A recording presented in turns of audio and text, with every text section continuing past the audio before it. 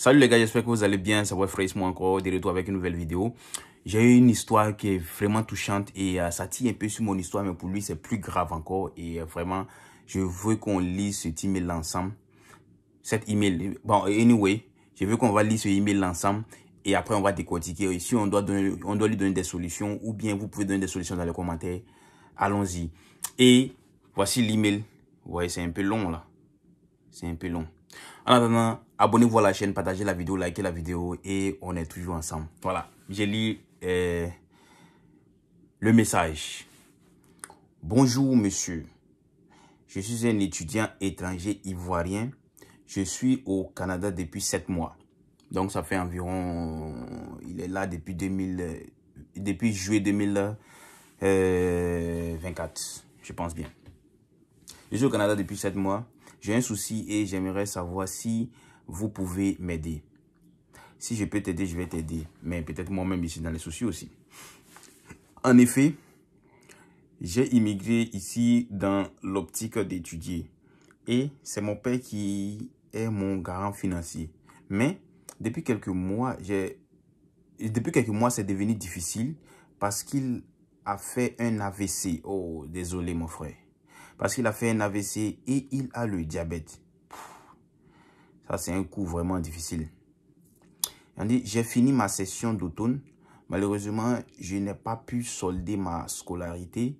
Sur 12 000 $, j'ai une bonne somme et il me restait environ 6 000 à payer. Malheureusement, comme je n'ai pas soldé avant la fin de l'échéance, j'ai eu une pénalité de 1 000 $. Tiens, une pénalité de 1 000 $.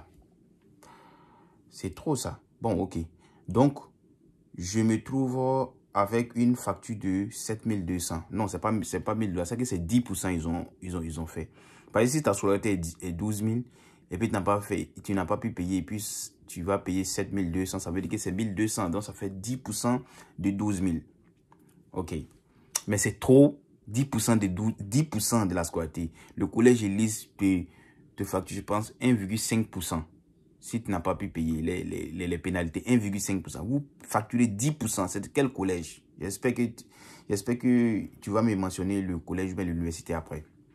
De toutes les façons, on continue. Donc, je me retrouve avec une facture de 7 200 à payer pour solder ma session d'automne. Et comme j'avais déjà choisi mes cours pour l'hiver, chose que j'avais fait bien avant de commencer ceux d'automne, vu que l'université donne cette possibilité.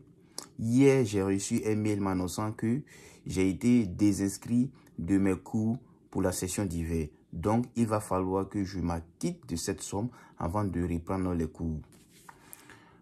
Désolé mon frère, c'est vraiment touchant. Et moi aussi, je suis dans le même cas. Hein. Je suis dans le même cas. Donc, voilà. Mais pour moi, c'est pas trop élevé comme ça, ok? C'est pas une somme trop élevée comme ça. Il reste pas beaucoup, il reste même pas grand-chose pour moi à payer. Voilà. Et là, franchement, je suis perdu. J'ai besoin d'aide. Je connais quelqu'un qui veut m'offrir moi aussi, mon français là-haut. Qui veut m'offrir du boulot à temps plein, mais je ne sais pas quoi faire.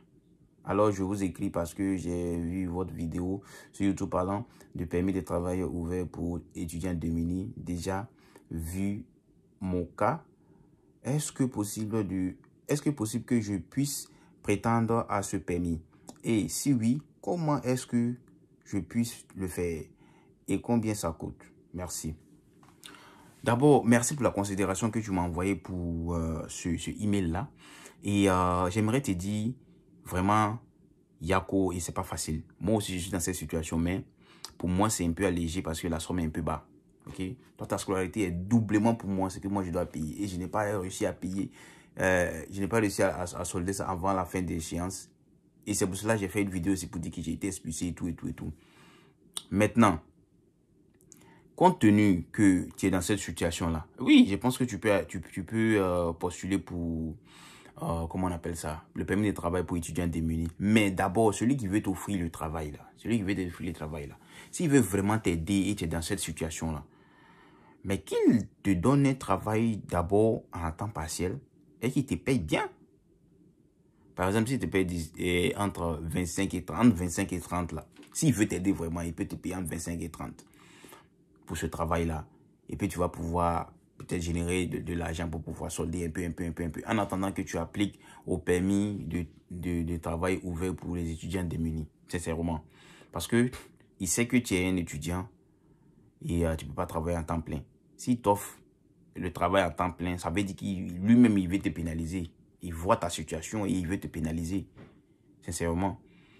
Parce que si tu travailles comme ça, à la fin, et puis si tu es dans des problèmes, il va te dire, bon, ok, moi je te donne un permis de travail fermé, donc tu peux travailler pour moi seulement et tout. Mais souvent, même là, quand ça va finir, là, il va même pas avoir, comment on appelle ça? Il va même pas avoir la possibilité de te donner ça. Et puis tu vas vouloir retourner. Donc le mieux, là, il faut discuter avec lui. S'il veut vraiment t'aider, qu'il te donne un travail à temps partiel, c'est-à-dire 24 heures, et qu'il te donne un salaire qui est un peu conséquent, là, comme ça, tu peux t'aider. Et aussi, tu appliques pour le permis de travail ouvert. Sincèrement, c'est ça que je disais là. C'est ça que je disais. Parce que quand je ne montre pas les emails là, les gars croient que non, moi je lis les emails dans les futilités comme ça. Sincèrement, les gars, 12 000 dollars. 12 000 dollars. Ça, c'est ma scolarité pour une session. Toi, tu payes 2 fois 12 000 dollars.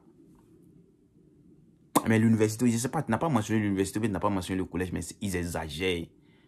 10% de pénalité, c'est trop ça. C'est trop. 10% de pénalité, ça veut dire que 12 000, si tu n'as pas payé, tu as 10% de pénalité, ça fait 1200. C'est trop, sincèrement. Sincèrement, c'est trop. Mais je pense que tu as lu les politiques, les termes et conditions du contrat avant de t'engager. Donc, si c'est ce cas-là, moi, je ne vais pas trop parler, mais c'est sûr que tu as lu. Parce que quand on t'a dit qu'il faut signer, tu as signé, tu as signé, tu as signé l'admission, tout, tu as signé. Donc, je ne peux pas trop choses à parler dessus et tout. Mais, les gars, toute situation doit être exemple pour une autre personne. Toute situation doit être exemple pour une autre personne, sincèrement. 12 000 dollars, sincèrement, c'est pas facile à payer, les gars. C'est pas facile. C'est pas facile. Même si ton papa n'avait pas fait AVC ou ton papa n'avait pas de la diabète et tout là. Même s'il était kene là. C'était pas facile. Moi-même, la petite somme qui est dit là, de toute façon, ils sont en train de me garer actuellement. De toute façon, ils sont en train de me garer actuellement là. Ça dit que j'ai dit que les gars voulaient m'aider pour payer la boîtier du semestre prochain. Mais ils m'ont dit que c'est ça, ils vont pas me donner pour solder ça.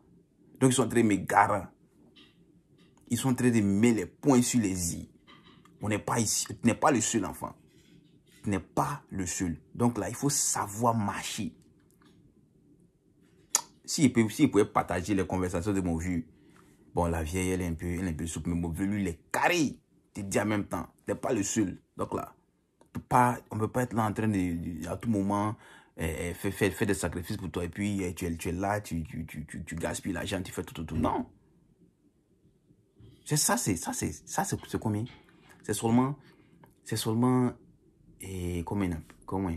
1,5 million de francs CFA. À cause ils sont en train de me garer comme ça là. Donc imagine, même si ton papa n'avait pas AVC ou bien ton papa n'avait pas la diabète là, mon gars, nous-mêmes on sait que vraiment au pays c'est chaud. C'est pas facile pour trouver facilement 3 bâtons pour t'envoyer tout. Moi on sait ça. Donc ce que moi je te conseille pour appliquer au permis de travail pour étudiants démunis là, il faut aller dans un comment on appelle ça? On appelle ça comment même? Service Immigration Québec. Ouais, je pense Immigration Québec. Ou bien Service Québec.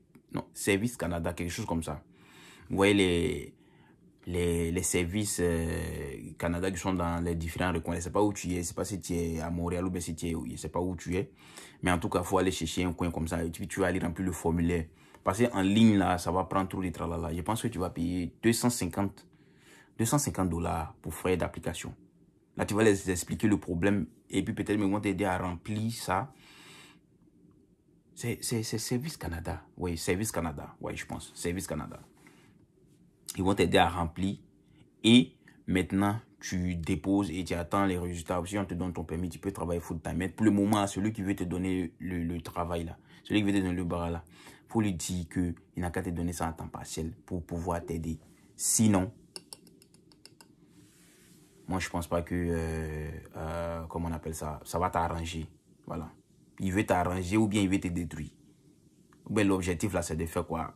C'est d'avoir tes papiers normalement au Canada. Et c'est pas pour aller, voilà, je travaille, tu finis des pays, études, et puis tu es là, tu n'as pas de papiers, on t'expulse, on dirait aux choses là.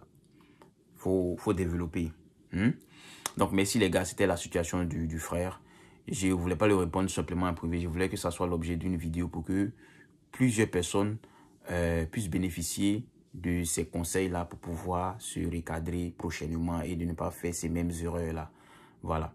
Merci et j'espère que vous avez aimé cette vidéo. Dans ce cas, n'oubliez pas de vous abonner, partager la vidéo et liker la vidéo. Dans ce cas, bonne journée à vous et à la prochaine vidéo. Peace out.